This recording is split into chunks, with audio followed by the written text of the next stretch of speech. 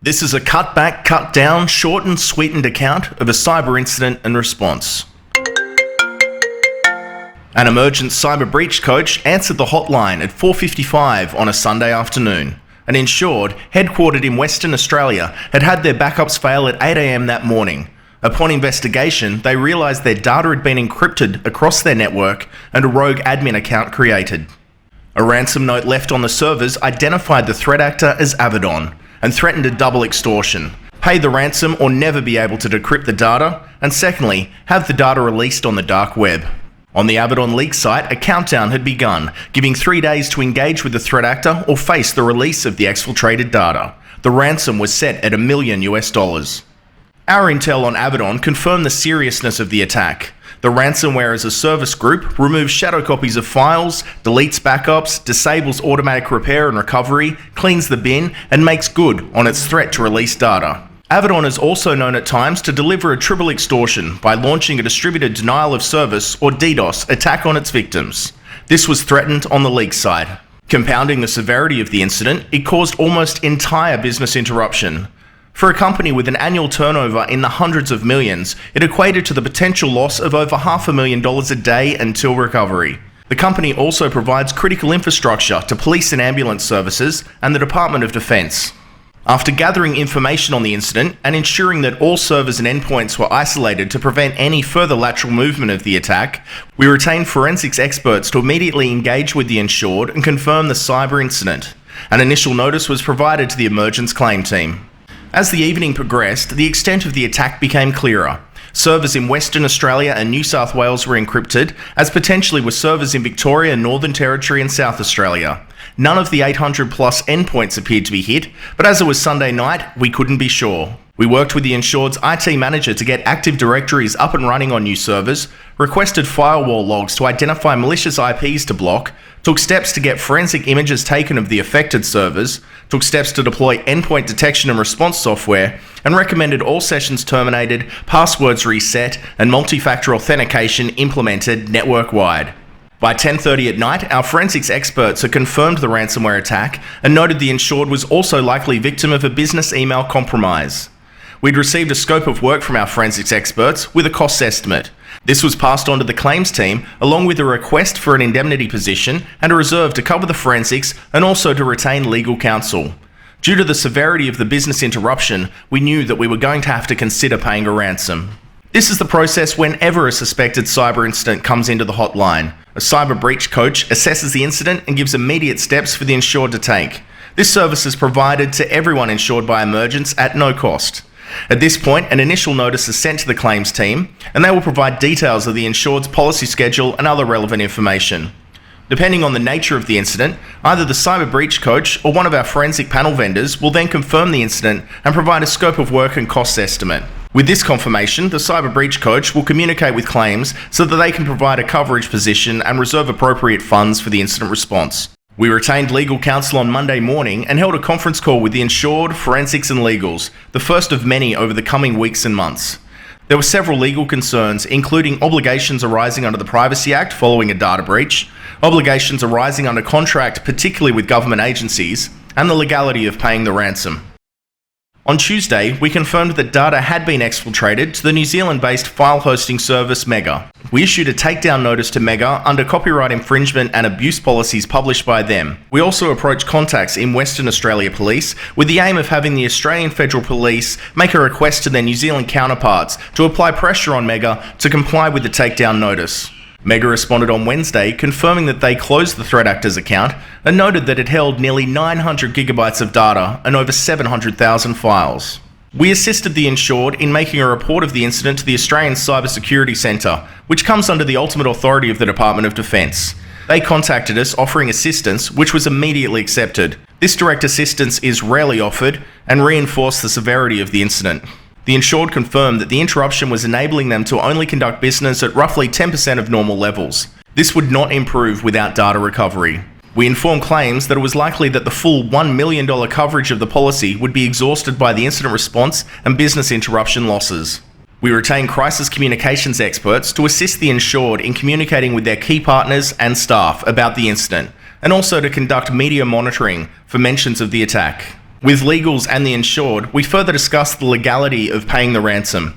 Our presumption is always not to pay, and this is also the recommendation of the Australian government. Payments not only encourage further use of ransomware, but also fund developments to the software to make it more effective.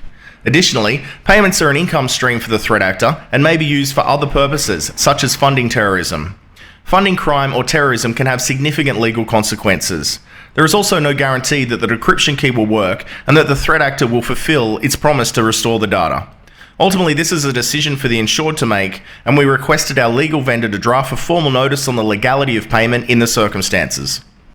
While there is no specific prohibition on paying ransoms under Australian law, it is essential to consider the Charter of the United Nations Act, which makes it an offence to contravene UN sanctions, any sanctions implemented under the Autonomous Sanctions Act, the Instruments of Crime provisions in the Criminal Code, which makes it a serious criminal offence to deal with money in a manner that is reckless or negligent to the risk that it could be used in the commission of an indictable offence, and the Money Laundering and Counter-Terrorism Financing Act, and its associated rules providing measures to detect, deter, and disrupt money laundering, the financing of terrorism, and other serious financial crimes. The defence of duress may be available. With less than 24 hours until the countdown was due to expire, the insured's overseas parent company gave authorization to commence negotiations with the threat actor, though with a limit of $200,000. Our forensics experts negotiated a 2-day extension to the deadline and also noted that the leak site was returning errors when attempting to access leaked data from other victims, likely as a result of Mega closing their account.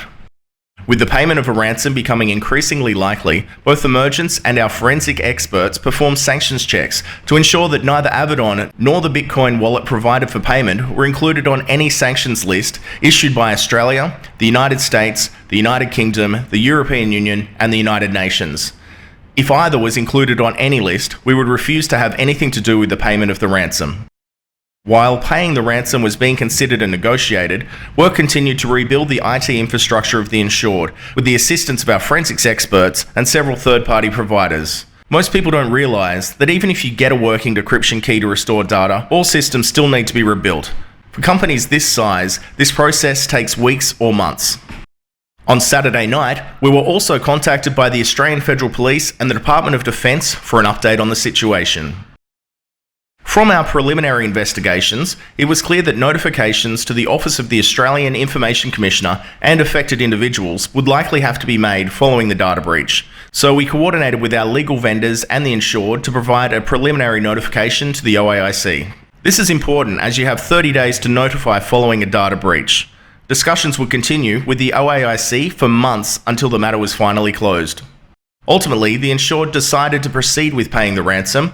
We were able to negotiate this down to $375,000. The threat actor quickly provided a decryption key. This was tested on sample copies of data to ensure that it wasn't weaponized and that it worked. Once this was cleared, forensics provided instructions to the insured on how to deploy the key across their network. Reflecting the size of the attack, it took 2 weeks for data restoration to be completed. Around 7 weeks into the investigation, forensics confirmed that the business email compromise suffered by the insured was unrelated to the ransomware attack. As such, it became a separate matter and attracted a separate excess. We would now run both investigations in parallel, but separately.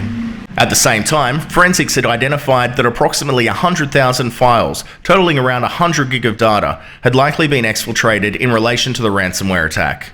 After speaking with the insured about the types of data that were likely included in the exfiltration, we knew that we would have to do discovery on the data to confirm exactly what was held and which individuals were affected.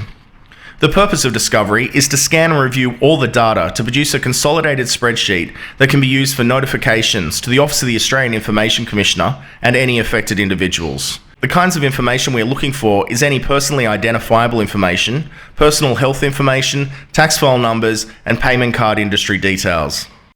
The reason why finding this information is so important is due to obligations under the Notifiable Data Breach Scheme in the Privacy Act. The Act defines an eligible data breach, which is to say one that requires notification, as when there is unauthorized access to or unauthorized disclosure of personal information.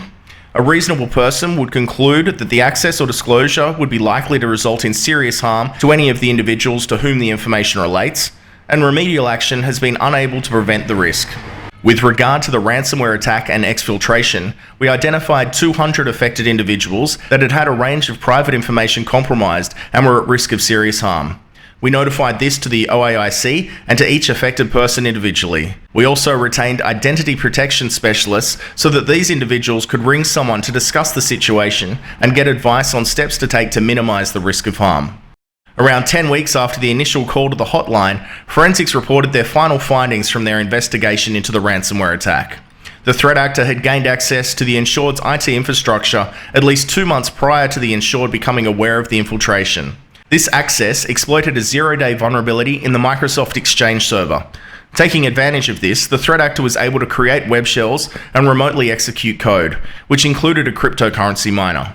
The threat actor moved laterally across the insured's IT infrastructure and ultimately exfiltrated data to Mega and then encrypted data using Avidon for a double extortion. A week later, we received the final forensics report into the business email compromise. 2 mailboxes had been compromised. One was used for an outbound phishing campaign to over 5,000 recipients, and the other to attempt payment redirection fraud. Due to logging limitations, it was impossible to know when the threat actor first gained access to these accounts, but it predated the ransomware attack by at least 3 months. Both mailboxes have been accessed using the IMAP mail protocol, so we had to assume that they were synchronized and downloaded, effectively the same as the data exfiltration we saw in the ransomware attack. Once again, it was necessary to conduct discovery, this time on the 2 affected mailboxes. After a month, we had the personal information assessment summary, and it made sober reading for those who don't enforce strict mail data retention policies. Among the findings, there were over 3,000 affected individuals with information such as date of birth, tax file number, driver's license number, credit card details including CCV, and even a few dozen national police checks for good measure. After consolidating the list of affected individuals and completing the risk of serious harm assessment with our legal vendor, as with the ransom attack, we informed the OAIC and assisted the insured in notifying the affected individuals. This time there were 630 individuals that required notification. This process took over a month. Over 6 months after the initial hotline call, we had completed notifications, the OAIC had decided that no further investigation into the data breach was necessary, we had collected and passed on various invoices from vendors and third parties, and we were able to close our files. Somewhat fittingly, we had logged a total of 666 communications, including 69 calls and conference calls. This is one of over 100 cyber incidents we responded to in the past 12 months.